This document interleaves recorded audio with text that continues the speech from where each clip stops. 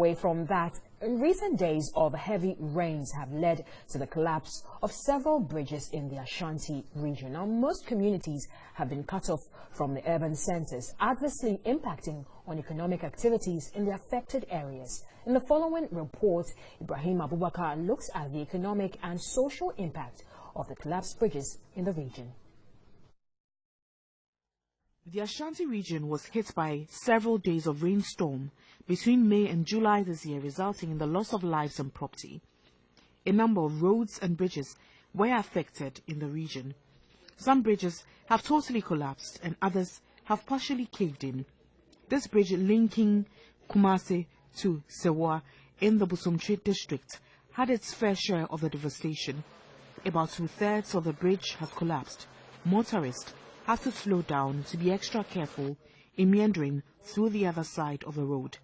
Unfortunately, there was no warning sign to signal oncoming vehicles of the danger ahead. Some users of the road lament how the current state of the bridge is affecting them. The road causes accident because of its poor state, so we plead with the government for its support. I'm pleading that we do it and then everybody will feel okay living here. At Donaso, in the Jiso municipality, the bridge linking Ejiti to other farming communities like Kwaso and Abenase was destroyed. Vehicles are unable to access the bridge. Commuters alight at one end of the collapsed bridge and walk over to the other end before boarding another vehicle. The Oda River floods at every downpour, rendering the bridge inaccessible for both the young and old.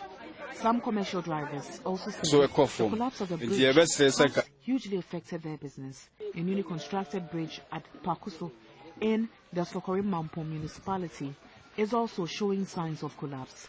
A portion of the bridge is gradually falling apart.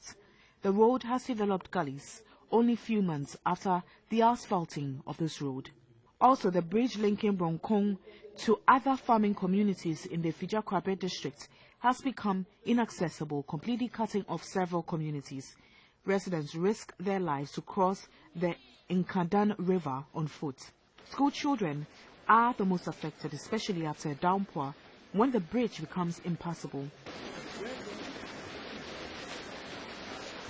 The state that the bridge is not helping.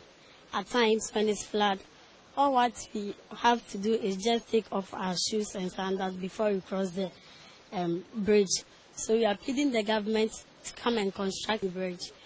Another bridge at Denase, which links over 6,000 residents in the Fija Kwabe district, has also collapsed. Motorists now have to use the main Ofinsu road to Nkwantakese to access Denase when it rains.